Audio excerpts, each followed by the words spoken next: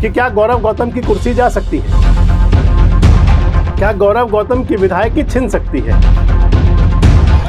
और अगर कन्हैया मित्तल की भाई की अगर मेरी गुजारिश और निवेदन और आज्ञा हो तो मैं भी इससे आशीर्वाद मांग लूं जनता से।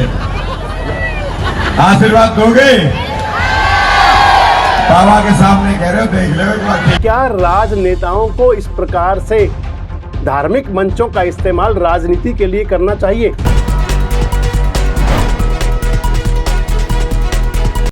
नमस्कार, मैं संजय मग्गू और मौजूद है देश रोजाना के डिजिटल मीडिया मंच पर।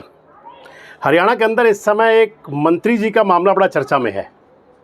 मंत्री जी हैं गौरव गौतम, पलवल क्षेत्र के विधायक, हरियाणा की नायब सिंह सैनी सरकार के सबसे युवा मंत्री।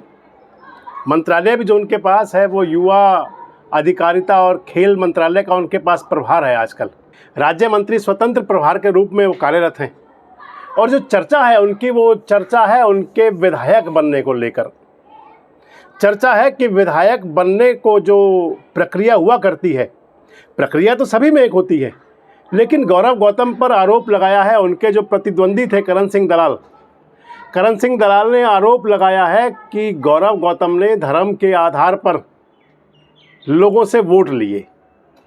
करण सिंह दलाल ने इस आरोप के साथ हरियाणा और पंजाब उच्च न्यायालय के अंदर एक पटिशन दायर की थी। जो याचिका दायर की थी, पटिशन दायर की थी, उसके अंदर करण सिंह दलाल ने कहा था कि गौरव गौतम ने धर्म के नाम पर, यानी कि लोकतंत्र के अंदर जाति धर्म और इस नाम पर वोट मांगने को गैर वाजिब माना जाता है। ये एक तरह से अपराध है और एक प्रकार से ये चुनावी भ्रष्टाचार है। तो करण सिंह दलाल ने विधानसभा के उनके जो सदस्य चुने जाने के बाद में, यानी कि गौरव गौतम के विधायक बनने के बाद में, हरियाणा और पंजाब उच्च न्यायालय के अंदर पटिशन दायर की। उस पटिशन के अंदर उन्होंने कहा कि गौरव गौतम ने अपने चुनाव प्रचार के दौरान एक धार्मिक आयोजन किया, श्याम बाबा का कीर्तन। उस धार्मिक आयोजन के अंदर गौरव गौतम ने, जो श्रद्धालु मौजूद थे उस कीर्तन के अंदर, जागरण के अंदर जो श्रद्धालु आए थे, उन श्रद्धालुओं से वोट की अपील की। और वोट की अपील भी उन्होंने की कि बाबा श्याम के दरबार में आप बैठे हुए हैं। एक बार मैं आपको वो क्लिप दिखाता हूं जो गौरव गौतम ने चुनाव प्रचार के दौरान में एक मंच पर कन्हैया मित्तल के साथ शेयर किया था मंच को, और क्या कहा था दर्शकों से आप देखिए एक बार। अपनी हाजिरी लगा रहा है और अगर कन्हैया मित्तल की भाई की अगर मेरी गुजारिश और निवेदन और आज्ञा हो तो मैं भी इससे आशीर्वाद मांग लूं जनता से। आशीर्वाद दोगे? बाबा के सामने कह रहे हो, देख लो एक बार ठीक को। दोनों हाथ उठा के बताओ, दोगे? पक्का दोगे? बाबा श्याम के दरबार में हाँ बोल रहे हो? पक्का दोगे? क्या दोगे बताओ? क्या दोगे? कब दोगे? तारीख बता दो, तारीख। सब जाके दोगे? देख लो, कभी बाबा के सामने बोल रहे हो आप। पक्का दोगे? मुझे भी आपका आशीर्वाद मिलेगा। और अगली बार जो कन्हैया मित्तल भाई ने कहा है, बाबा का दरबार ये गौरव बनवाएगा। और कन्हैया मित्तल भाई, ये जगह थोड़ी छोटी पड़ गई है, आपका अगला कार्यक्रम इससे दुगनी बड़ी जगह में करेंगे और इन सब भक्तों के आशीर्वाद से करेंगे। पर लेकिन तो इस वीडियो में आपने देखा, गौरव गौतम कह रहे हैं, श्रद्धालु मौजूद हैं, कन्हैया मित्तल साथ खड़े हुए हैं। पहले आपको बता दूं कि कन्हैया मित्तल कौन है। जो लोग सामाजिक और धार्मिक गतिविधियों में रुचि रखते हैं उनको पता होगा। कन्हैया मित्तल एक प्रोफेशनल भजन गायक हैं। प्रोफेशनल भजन गायक हैं, बाबा श्याम का कीर्तन किया करते हैं, खाटू श्याम के भजन गाया करते हैं। एक भजन उनका बहुत ज़्यादा प्रसिद्धि पा गया था। भजन था वो उनका उत्तर प्रदेश को लेकर, भगवान श्री राम का जो मंदिर बना अयोध्या के अंदर, श्री राम लला की प्राण प्रतिष्ठा हुई, उसको लेकर के एक भजन तैयार किया था कन्हैया मित्तल ने। उस भजन के कुछ बोल इस तरह प्रकार से थे कि जो राम को लाए हैं हम उनको लाएंगे, यूपी में फिर से भगवा फहराएंगे, कुछ इस प्रकार की बात कन्हैया मित्तल ने बोली थी उस भजन के अंदर। वो भजन काफ़ी चर्चित हुआ, प्रसिद्ध हुआ।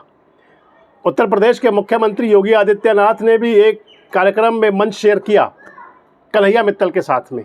कई नेता कर चुके हैं, कई नेता किया करते हैं, और आजकल तो ये जैसे राजनीतिक परंपरा बन गई है, चाहे राजनीतिक दल कोई भी हो, लेकिन इस प्रकार के आयोजन के अंदर पॉलिटिकल लोग शामिल हुआ करते हैं, चाहे वो कांग्रेस पार्टी के हों, भाजपा के हों या किसी और दल के हों। ये बात दीगर है कि अपने फ़ायदे के लिए आरोप दूसरे पर लगा दिया करते हैं। खैर, इस बहस में जाए बिना मैं आपको सीधे सीधे बताऊं कि जो कन्हैया मित्तल का पलवल के अंदर ये कीर्तन हुआ था, भजन संध्या हुई थी, जागरण हुआ था खाटू श्याम खाटू बाबा का चुनाव प्रचार के दौरान में। चुनाव प्रचार के दौरान उस कीर्तन के, सत्संग के, जागरण के जो होर्डिंग फ्लैक्स आदि लगे थे, उनमें कहीं वर्णित नहीं था कि आयोजक कौन है। कन्हैया मित्तल के जागरण हुआ करते हैं, मैंने आपको बताया प्रोफेशनल भजन गायक हैं, राजनीति में रुचि भी है कन्हैया मित्तल की, राजनीतिक इवेंट्स के अंदर भी उनकी भागीदारी हुआ करती है। और आपको वो भी ध्यान होगा, जब नाराज़ हो गए थे भारतीय जनता पार्टी से, कांग्रेस में शामिल होने की बात कर रहे थे, लेकिन जब पता लगा कि उनके फॉलोअर्स नाराज़ हो जाएंगे तो माफ़ी मांगकर वापस हुए थे। खैर, कन्हैया मित्तल कीर्तन करने आए थे, कीर्तन उनका चल रहा था, जागरण चल रहा था, बाबा श्याम का गुणगान हो रहा था, भजन गाए जा रहे थे। गौरव गौतम मंच पर पहुंचे थे, उन्होंने कन्हैया मित्तल से कहा था मैं भी अपील कर लूं, मैंने आपको सुनवाया अभी। गौरव गौतम ने मंच से, जो कीर्तन का जो मंच था उससे अपील की। विधानसभा चुनाव हो गए, बाबा श्याम की कृपा हो गई, गौरव गौतम चुनाव जीत गए, जनता की कृपा हो गई। गौरव गौतम ने करण सिंह दलाल को रिकॉर्ड मतों से चुनाव में हरा दिया। आज तक का रिकॉर्ड बना पलवल के अंदर चुनावी हार जीत का। 33,000 से ज़्यादा वोटों से करण सिंह दलाल चुनाव हार गए। करण सिंह दलाल ने चुनाव हारने के बाद में पटिशन दायर की हरियाणा और पंजाब उच्च न्यायालय के अंदर। हालांकि पटिशन कई दायर कर रखी है उन्होंने चुनावी जो प्रक्रिया है उसको लेकर के सुप्रीम कोर्ट में चुनौती दे रखी है। चुनावी प्रक्रिया के तहत जो ईवीएम मशीनों का जो जांच कराई जाती है या चेकिंग कराई जाती है कैंडिडेट्स के सामने, उसकी भी उन्होंने याचिका लगा रखी है। सुप्रीम कोर्ट में चल रहा है मामला। लेकिन ये जो हाई कोर्ट में मामला है, एकाएक चर्चा में अब यूँ आ गया कि हाई कोर्ट की माननीय न्यायाधीश ने कह दिया कि अब इसको प्रतिदिन सुनेंगे, इसकी डेली सुनवाई होगी। मैं आपको बताता चलूँ, पिछले दिनों मेरी गौरव गौतम जी से बातचीत हो रही थी, तो उस मामले को बता रहे थे कि कोई गंभीर मामला ऐसा है नहीं। लेकिन एकाएक जब वो मामला चर्चा में आया तो तमाम सोशल मीडिया वेबसाइट्स की इस समय वो सुर्खियों के अंदर है, प्रमुख खबर है कि क्या गौरव गौतम के खिलाफ जो याचिका दायर हुई है तो उसके अंदर हो क्या रहा है। दरअसल हरियाणा और पंजाब हाई कोर्ट के न्यायाधीश ने कहा कि क्योंकि गौरव गौतम ने उस याचिका पर जो पटिशन दायर की थी करण सिंह दलाल ने, उसका जवाब दायर नहीं किया। उन्होंने कहा था कि इसका जवाब दायर ना किया जाना गौरव गौतम की तरफ से एक बड़ी लापरवाही है, और कहा गया कि 3 दिन के अंदर जवाब दें और फिर इसकी प्रतिदिन सुनवाई होगी। अब वो प्रतिदिन सुनवाई होगी, आज 26 तारीख है। गौरव गौतम को जब अपना जवाब दायर करना था, दायर किया या नहीं किया, उसके बाद में क्या होगा, इसके अंदर किस प्रकार दिन प्रतिदिन सुनवाई होगी, उसके अंदर क्या फैसला होगा। लेकिन पॉलिटिकल गॉसिप्स के अंदर एक बड़ी चर्चा है।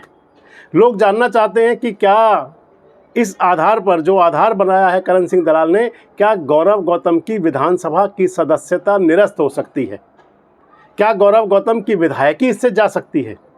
मैं आपको बताता चलूं किस प्रकार की पटिशन कई लगी हैं। इवन इंदिरा गांधी तक के खिलाफ ये पटिशन लगी थी और उनकी लोकसभा की मेंबरशिप गई थी। हरियाणा के अंदर भी कुछ इसी प्रकार की चुनावी धांधली की पटिशन लगी थी 1987 के चुनाव के बाद में। चौधरी धर्मवीर जो आजकल के सांसद हैं, उस समय उनका चुनाव निरस्त हुआ था। चौधरी बंसीलाल उनकी जगह पे विधायक हो गए थे वापस। ऐसी कई पटिशन हुआ करती जिनके फैसले होते हैं। अब कहा यह जा रहा है कि इस पटिशन पर जब प्रतिदिन सुनवाई होगी तो इसका मतलब इस पर जल्दी कोई डिसीजन आ सकता है। तो जो मैं आपको बता रहा था पॉलिटिकल गॉसिप के अंदर इस समय है कि क्या गौरव गौतम की कुर्सी जा सकती है, क्या गौरव गौतम की विधायकी छिन सकती है। और सबसे प्रमुख सवाल जागरूक मतदाताओं से ये कि क्या राजनेताओं को इस प्रकार से धार्मिक मंचों का इस्तेमाल राजनीति के लिए करना चाहिए। कमेंट्स बॉक्स में जरूर बताएं। जुड़े रहें हमारे साथ, देखते रहें देश रोजाना। हमारे साथ जुड़े रहने के लिए सब्सक्राइब करें देश रोजाना के YouTube चैनल को और नई वीडियो की नोटिफिकेशन पाने के लिए बेल आइकन जरूर दबाएं। अगर आप ये वीडियो फेसबुक या इंस्टाग्राम पर देख रहे हैं तो पेज को लाइक और फॉलो जरूर करें और ज्यादा से ज्यादा शेयर करें।